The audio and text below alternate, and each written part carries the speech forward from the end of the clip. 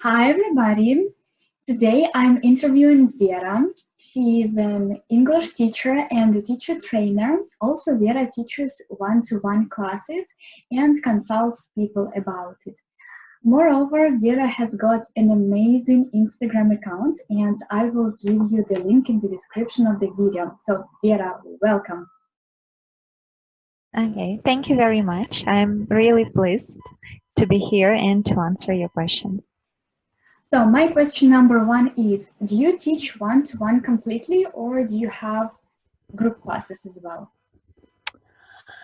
Most of my time I teach one-to-one classes, but some time ago, last year, I worked for a Vietnamese school. So there I had to teach group classes. And just about 3 months ago, I had a group. It's only of 3 students. So now I can't say that I teach one-to-one 100%. So now I have group classes as well, but all of them are online. How long have you been teaching one-to-one classes? Oh, actually, I started with one-to-one classes when I was a school student. So when I was at ninth form, when my English was pretty good. How So old my are neighbor, you? I was about 15 or 16 years old at that time, and my neighbors they asked to help their children with English homework, and it was free of charge. Then I started charging little money. And then, when I was a university student, I was tutoring kids. I was just, so they were mostly my mom's friends, colleagues, their colleagues. So, word of mouth worked for me at that time also. And only when I graduated from university, I had to teach group classes because I actually started working at the university where I graduated from. I got a job offer from them and I decided to get it. And at the same time, I was working at some private school, and there I also taught group classes. But I left university and school about 7 years ago, so it was February 2012. And since that time, I've been teaching one-to-one classes, like mostly. Mhm. Could you state some advantages of teaching one-to-one classes Yeah, a if to lot of compare advantages. with the group classes? A lot of advantages. First of all, the main idea of teaching is individual approach. So I like to approach every student according to his language goal and according to his lifestyle, his learning style, how much free time he or she, how much free time they have got for doing homework. Sometimes we plan lessons without any homework. For example, if a student is busy with family, 2 or 3 jobs, something like this. And this is a real advantage because I can focus on this student, and one-to-one tutoring gives us the pace of the student, and it's very easy to manage schedule. For example, if you have a group class and somebody misses the class, then we just move on, and then the student comes to the group class and he probably missed something. Maybe he didn't ask for some homework from his group mates and so on. No, one-to-one classes are the best to my mind. Maybe I wouldn't say the same about teenagers, but for little kids, young learners like 3, 5, 6 years old, and for adult students, one-to-one classes are the best usually.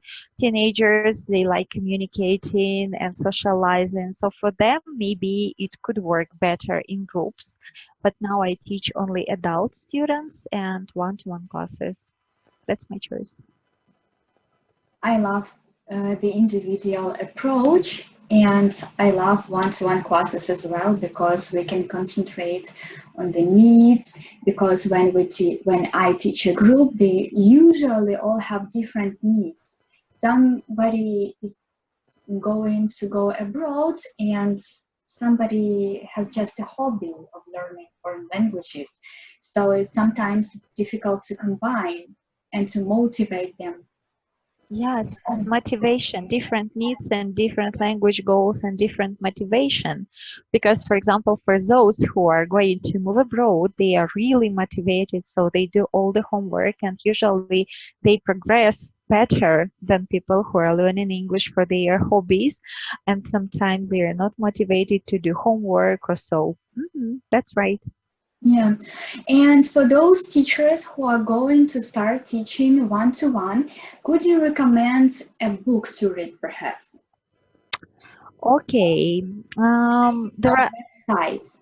Um, there are not so many books, and actually, there is not so much information about one-to-one teaching. I don't know why.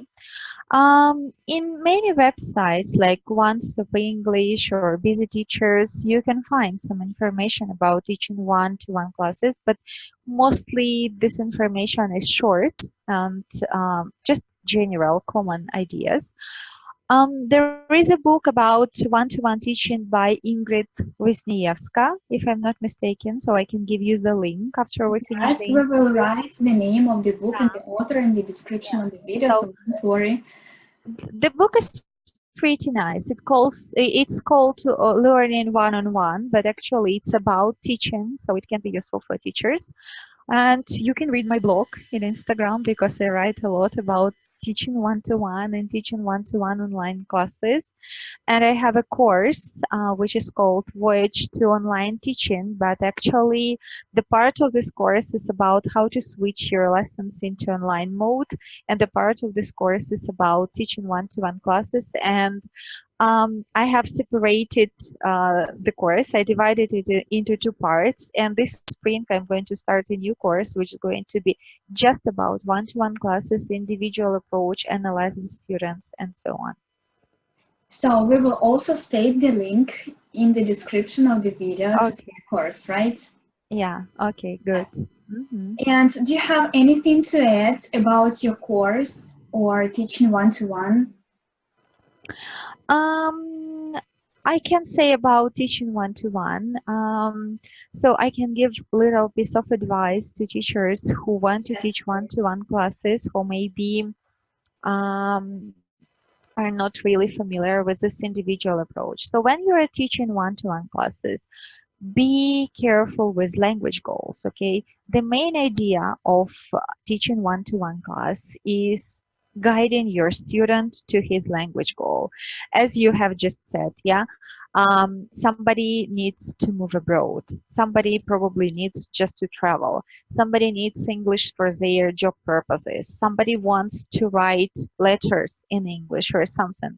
So the language goal of your student is the first idea that you keep in your mind while planning your classes and while doing all the activities what you want to do with your students. So it's should always be in your mind. Like, for example, when you teach a group class, you have a syllabus, you have a textbook, so you just match the textbook to the syllabus, add some extra materials, you follow the syllabus, and your main idea, your main aim is to finish the syllabus, right, to make this completed. And with one-to-one classes, this is totally different because you don't have a syllabus. You can write a syllabus, but the syllabus will be also individual. Yes, it will be connected to your students' language goal. So this is the main idea. And this is actually what I tell in my course.